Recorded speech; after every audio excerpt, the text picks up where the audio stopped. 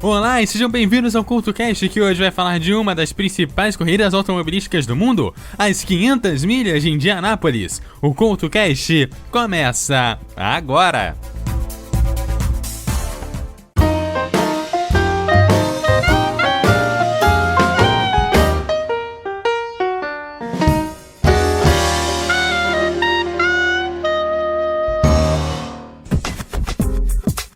Olá e sejam bem-vindos ao CultoCast, que hoje vai falar sobre as 500 milhas de Indianápolis, também conhecidas como Indianápolis 500 ou simplesmente Indy 500, e é uma das 3 corridas mais tradicionais do automobilismo mundial e é a principal prova do campeonato da IndyCar ou Fórmula Indy. A corrida ocorre no Indianapolis Motor Speedway, nos Estados Unidos, e é apontada como uma das maiores corridas do planeta. Esse evento faz parte da tríplice coroa do automobilismo, que é composto pelos 3 mais prestigiados eventos do esporte a motor no mundo: o Grande Prêmio de Mônaco, as 24 Horas de Le Mans e, claro, a Indy 500. O oval de Indianápolis começou a ser construído em 1909 e pouco tempo depois ocorre a primeira edição das 500 milhas de Indianápolis no ano de 1911, que foi uma das pioneiras no circuito oval. A capacidade oficial não é divulgada pela gerência do autódromo, mas a capacidade de lugares permanentes é de mais de 250 mil espectadores. Todavia, os patrônomos do infield ampliaram o atendimento para 300 mil espectadores durante as míticas 500 milhas de Indianápolis de 2016 e elevaram ainda mais para o público de cerca de 350 mil espectadores na sua 100ª edição. Este evento no esporte a motor geralmente é marcado pelas proximidades Memorial Day, que é um feriado norte-americano que acontece anualmente na última segunda-feira de maio. Entre 1950 e 1960, a Indy 500 também fez parte do calendário da Fórmula 1. Agora voltando mais um pouco no tempo, começando lá no início, as primeiras 500 milhas de Indianápolis foram realizadas no dia 30 de maio de 1911, dia do Memorial Day, e foram vencidas pelo americano Ray Harmon, pilotando um Marlin 32 Wesp, que possuía um espelho retrovisor, o que possibilitava Harmon olhar para os pilotos que vinham atrás dele sem desviar a atenção da corrida. Harmon foi declarado vencedor, embora Ralph Mulford protestasse contra o resultado oficial. 80 mil espectadores estiveram presentes nesta primeira edição. Em 1912, o valor pago para o vencedor era de cerca de $50 mil, e o grid de largada foi limitado para 33 carros, que permanece até hoje, e a inclusão de um mecânico de bordo tornou-se obrigatória. A segunda edição foi vencida por Joey Dawson, depois que o Mercedes de Ralph de Palma quebrou.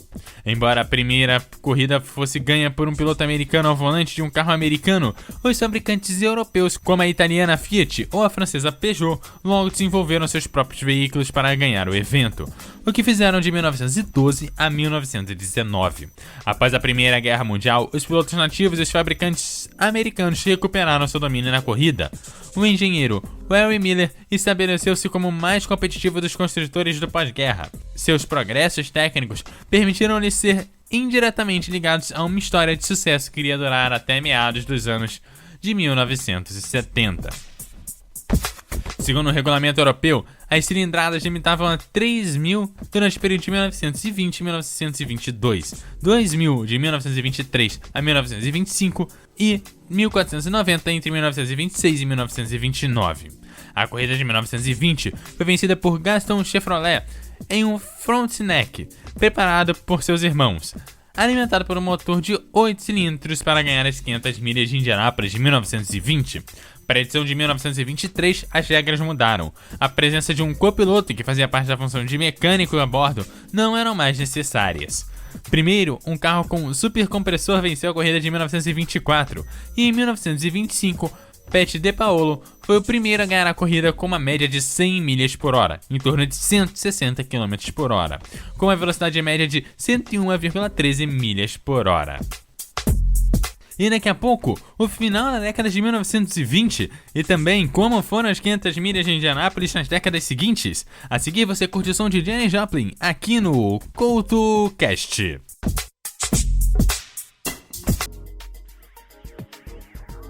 No início da década de 1920, Harry Miller construiu o próprio motor de 3 litros, inspirado no motor Peugeot Grand Prix que tinha sido atendido em sua loja por Fred Hofschauer em 1914. O colocou no Duesenberg de James Anthony Murphy e permitiu ganhar a edição de 1922 da Indy 500. Miller então criou seu próprio automóvel e compartilhou a designação Miller, que por sua vez foram alimentados pela sobrealimentação nas versões seus 1.5 e 2.0 de motor único, vencendo 4 corridas mais para o motor Miller até 1929. Os motores Miller impulsionaram outros 7 vencedores até 1938. Então, foi quem primeiro cuidou com o estoque desse tipo de motores, sendo ajustada a Fórmula Internacional de 3 litros. Após a compra do circuito oval em 1927, Ed Rickenbacker proibiu os supercompressores e exceder o limite de deslocamento para 6.000 cilindradas, enquanto também a reintrodução do cavalo mecânico.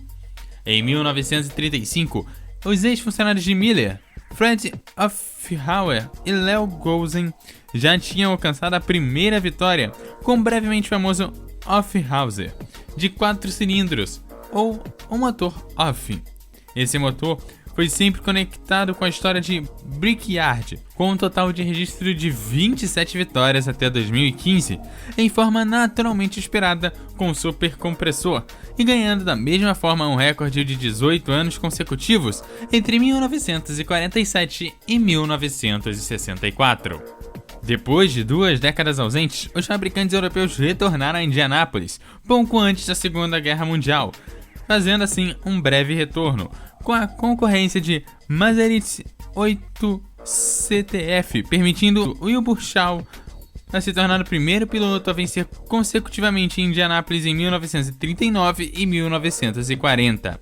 Com a Indy 500 tendo sido parte do calendário da Fórmula 1 entre 1950 e 1960, a Ferrari fez uma aparição discreta no evento em 1952, com Alberto Ascari, um dos poucos europeus a participar da prova nesse período.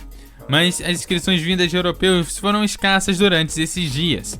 Entre os pilotos da Fórmula 1 que correram em Indianápolis foi o lendário automobilista argentino Juan Manuel Fangio, porém ele não conseguiu se classificar para a corrida de 1958. De fato, depois da prova de 500 milhas de Indianápolis ser retirada do calendário da Fórmula 1 em 1960, inscrições europeias fizeram seu retorno, como o bicampeão mundial de Fórmula 1 Jack Brabham, que dirigia um ligeiramente modificado Cooper da Fórmula 1 nas 500 milhas de Indianápolis de 1961. Em 1963, Colin Champan trouxe a sua Team Lotus para Indianápolis, pela primeira vez atraídos pelo valor dos prêmios muito maiores do que o habitual em um evento europeu. Correndo com um carro de motor central, o escocês Jim Clark foi o segundo lugar em sua primeira tentativa em 1963, vencido por Parnelli Jones. Na corrida seguinte, Clark estava dominando em 1964, onde Clark foi pole position até sofrer uma falha na suspensão na volta de número 47, e completando amplamente a corrida de 1965, uma vitória que também interrompeu o sucesso da Hofhauser, e oferecendo seu primeiro sucesso na corrida do Ford V8 de 4.2 litros. Nas 500 milhas de Indianápolis de 1966, viu mais uma vitória britânica, desta vez o com Graham Hill, em uma Lola Ford. A Hofhauser também iria unir forças com a fabricante europeia McLaren, obtendo 3 vitórias para o chassi, com a Penske em 1972, com o piloto Mark Donohue, e 2 para a própria McLaren em 1974 e 1976, com Jamie Rutherford. Esta foi também a última vez que a Hofhauser venceria a corrida. Sua competitividade acabou diminuindo progressivamente até a sua última aparição em 1983. Os pilotos americanos foram majoritários na maioria das entradas no Brickyard para os anos seguintes, mas a tecnologia europeia estava presente nas 500 milhas. A partir de 1978, a maioria dos chassis e motores eram europeus, com os únicos chassis construídos nos Estados Unidos a vencerem a prova, a de kart a serem o Wildcard e o Gaumer, em 1982 e em 1992, respectivamente. Os motores Ford e Chevrolet foram construídos no Reino Unido por Cosworth e Ilmor, respectivamente. Leo Fobb era o último piloto em atividade na Fórmula 1 a correr as 500 milhas de Indianápolis no século XX, em 1984. O último piloto da Fórmula 1 a correr as 500 milhas de Indianápolis seria o espanhol Fernando Alonso, na corrida de Indianápolis do ano passado, a de 2017. E a seguir eu falo sobre o troféu de Borg-Warner e a tradicional garrafa. O troféu de Borg-Warner é um dos troféus mais cobiçados do mundo do esporte a motor, que é atribuído ao vencedor de cada 500 milhas de Indianápolis desde 1936, que o recebe no Círculo da Vitória, feito para abrigar piloto e equipe vencedores do evento, em alusão às corridas de cavalos, então sem a cerimônia de pódio. A iniciativa foi feita pela empresa Borg-Warner um ano antes e foi apresentada em um jantar para Ed Rickenbacker, que declarou oficialmente o troféu como desafio da glória e tradição para o vencedor do evento lendário. É feita em prata e a originalidade desta obra de arte é que em sua superfície é gravada todas as faces dos vencedores da mítica corrida e suas respectivas médias horárias desde a primeira edição. É o mais antigo troféu do esporte a motor, inclusive Louis Meyer, que foi o primeiro a receber o troféu, a compará-lo com a medalha olímpica. Juntamente com o troféu Borg-Warner, o vencedor recebe um cheque de um montante que não é muito comum. Emerson Fittipaldi foi o primeiro a superar a barreira de $1 milhão em 1989, e nas 500 milhas de Indianápolis de 2007, o montante chegava a quase $2,5 milhões. E agora a tradicional garrafa de leite. O piloto Louis Meyer foi o primeiro a ganhar logo em sua estreia. Ao cruzar a linha de chegada, requisitou um copo de leite para comemorar o triunfo.